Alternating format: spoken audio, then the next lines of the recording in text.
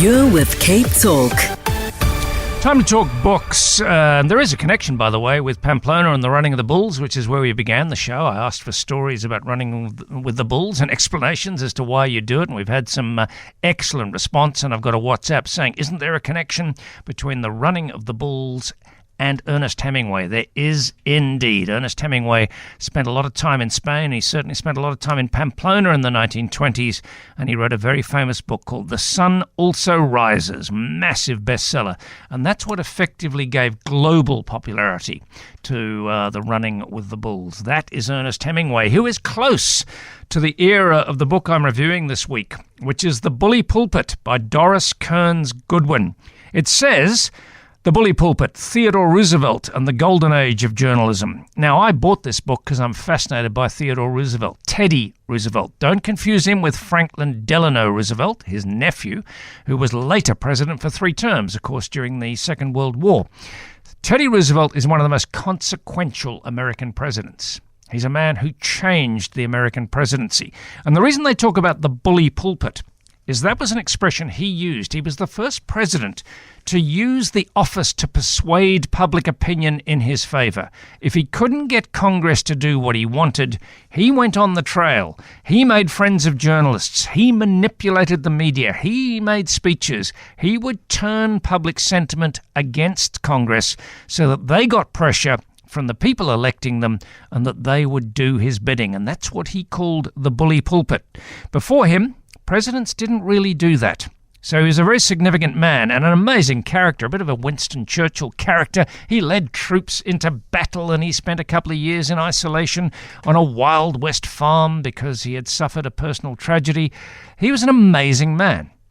And he was also very, very significant because he took on the big companies. He created antitrust law in America. He didn't like what was happening in terms of monopolies and cartels and brutal price fixing.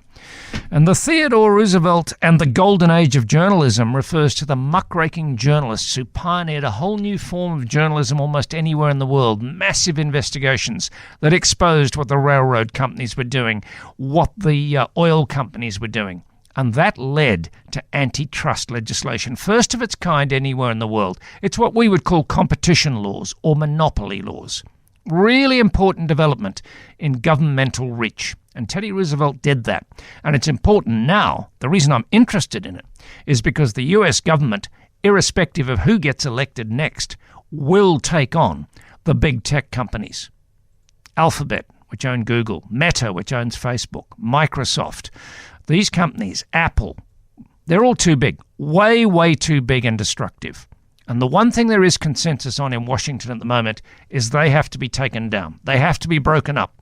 There has to be restrictions on them. So there's going to be a massive political and economic battle on that front, and I'm interested in that. And Theodore Roosevelt paved the way. That's why I wanted to read about him. And Doris Kearns Goodwin is a brilliant historian. She's America's foremost chronicler of presidential power, her and a guy called Robert Caro.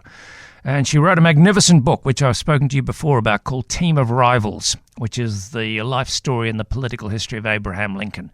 That is a magnificent book, one of the best I've ever read. I recommend it to everyone. This is not quite so good, mainly because it's not enough about Teddy Roosevelt. It's also the life of William Taft, who, yeah, he's significant. He was the only man to be president and Chief Justice of the United States, and his career was intertwined with Roosevelt, but he just isn't that interesting, and I don't need to know what he ate when he was a 5-year-old or how he did at secondary school. There's just too much detail about William Taft and too much detail about the journalists. I'm interested in that, but it's another book. This should have just been about Teddy Roosevelt. So the bits about him I really enjoyed. I learnt a lot, but I found myself skipping through the life of William Taft and skipping through the lives in detail of some of the journalists. But Doris Kearns Goodwin is an amazing chronicler of presidential power. How power is acquired, how it is used, what is it? We use that term a lot. They're in power. But what does it actually mean? And she explores behind that in a magnificent way. So, if you haven't read Team of Rivals, read that. And then if you have, and you're interested as I am in Theodore Roosevelt, read The Bully Pulpit. It's published by Penguin, Theodore Roosevelt in the Golden Age of Journalism, and do what I did. Because it's very, very, very long. The print is small and it's 750 pages, and you do groan a bit. It's hard work, except when she's recalling the rollicking life of Teddy Roosevelt. Amazing character. He's a man worth knowing more about.